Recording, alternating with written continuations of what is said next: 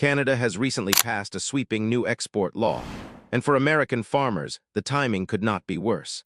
On the surface, Ottawa is marketing this as a food safety policy aimed at calming Canadian consumers. In reality, the impact south of the border has been horrific. U.S. agricultural products that once moved across the border unfettered are now being held up, rejected, or smothered under mounds of paperwork. This is what's new. All shipments from America have to undergo more stringent food safety inspections, pesticide and residue tests, full traceability records from farm to truck, as well as new licensing protocols that demand bilateral inspection certificates. Sounds like quality control? Huh? Well, trade officials explain there's another side to the coin. They argue that this isn't all about food safety. It's a deliberate move that specifically targets America's farm belt, and the backlash is already spreading. Refining plants are cutting shifts. Truckers are losing business. Farmers are watching prices collapse as silos and warehouses become filled with unsold grain. And in small towns across the Midwest, agricultural-based communities are bracing for layoffs that could drive local economies into recession. So the real question is, which U.S. states are hardest hit, and how deep does the damage go? That's what we're analyzing in today's video. By the end of it, you'll see why one Canadian law has brought a full-blown crisis in a number of American states. Before we begin, don't forget to like the video and subscribe so you never miss our international trade posts and how it affects your life. Number 6, Iowa. We start with Iowa, the beating heart of America's corn and soybean heartland, and now ground zero for this trade shock. For decades, Canada has been one of the biggest buyers of Iowa, importing millions of tons of corn, soybeans, and processed farm products each year. Thousands of trucks used to cross the northern border every month, carrying Iowa's harvest to Canadian tables. That trade has now become a trickle. Since the new law came into effect, shipments that previously cleared in hours now are taking days to get delayed, turned back wholesale, or even sent back. Why? Because Canadian bureaucrats now demand complete traceability, records that identify exactly how a product moved from planting, through harvesting, through processing, and finally onto trucks. That level of detail is impossible for most farmers and exporters to put together in a hurry, and without it, their goods are kept out. The impact has been ruthless. Iowa shipments to Canada have declined by more than 40% in a few weeks. Prices for corn and soybeans in the local market are off by up to 25% compared to last year. Silos and warehouses are full, and farmers who are scrambling for room are selling at prices lower than production so that they can vacate space. And the pain doesn't stop there. Soybean processing facilities, feed makers, and grain processors have reduced output by as much as 40%. Truckers, plant workers, and even local merchants in farmtown towns are seeing hours sliced, jobs cut altogether.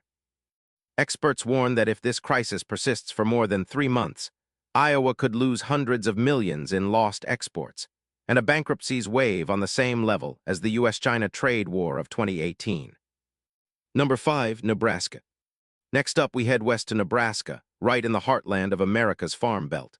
And there the story gets worse, because Nebraska is not only combating lost exports, it's getting hit with a double whammy. Unlike Iowa, where the economy is heavily dependent on soybeans and corn, Nebraska's farm economy has been diversified.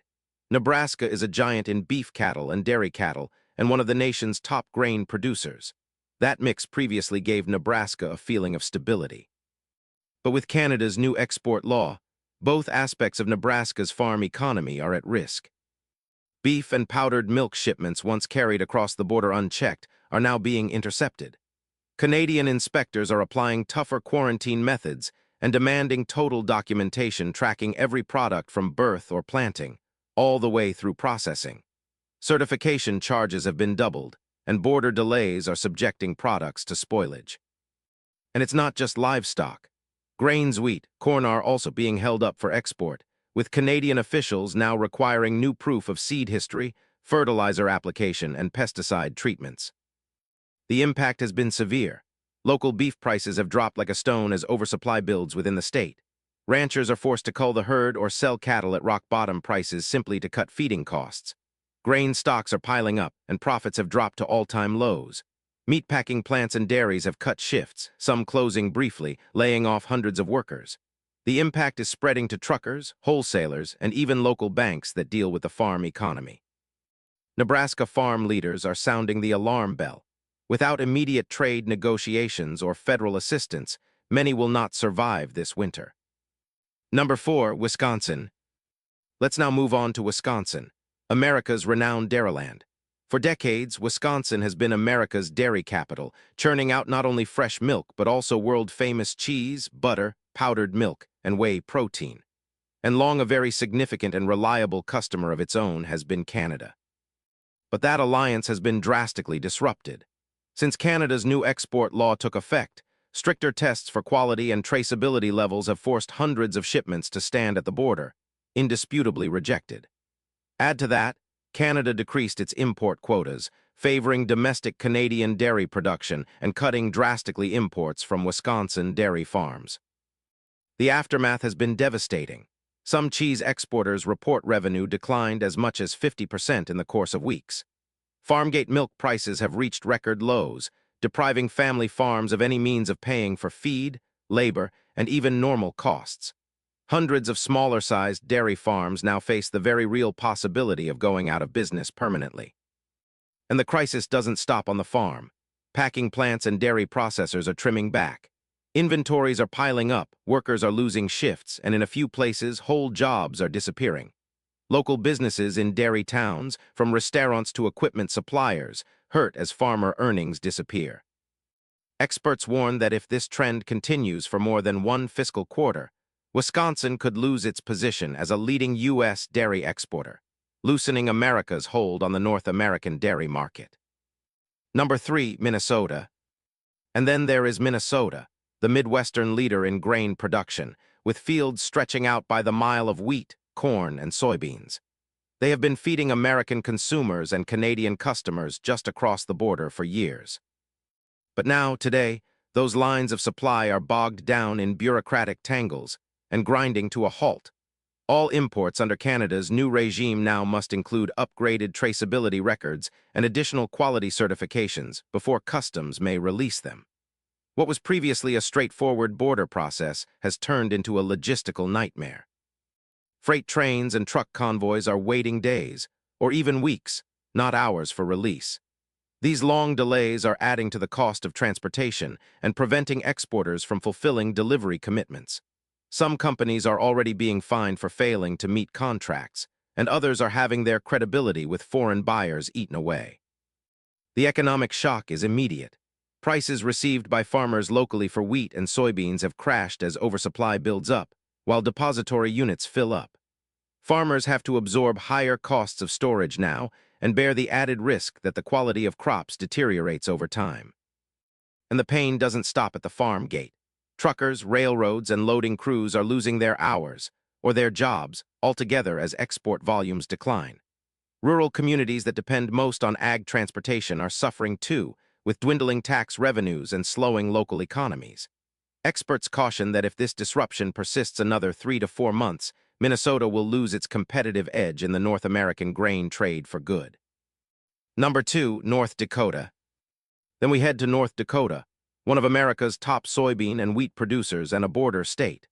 For decades, Canada had been a consistent customer, purchasing gigantic amounts of grain and processed foodstuffs to sustain its livestock and agricultural industries. But that decades-long trade stream has been shaken almost overnight. Since the new law was enacted, shipments that used to clear in hours now languish for days, or are even turned back. Increased quarantine inspections and increased traceability demands take bales of paperwork, extending customs clearance into a painstaking process at busy crossing sites like Portal, Pembina, and Northgate. Each delay is costly, compresses profit margins, and undermines the dependability of North Dakota agricultural exports. The impact on the ground has been brutal. Prices for soybeans and wheat have fallen 20 to 25% since earlier in the year. Border silos and grain elevators are full, and many farmers have to pay higher storage fees as they wait for markets to open. Cooperatives buying grains are buying less, so that leaves farmers with fewer channels through which to sell their crop. The spillover impacts spread far and wide quickly. Milling plants, trucking companies, and warehouses have all cut back hours or laid off workers. Border towns that once survived on cross-border trade now, are seeing retail sales slump and local services shrink.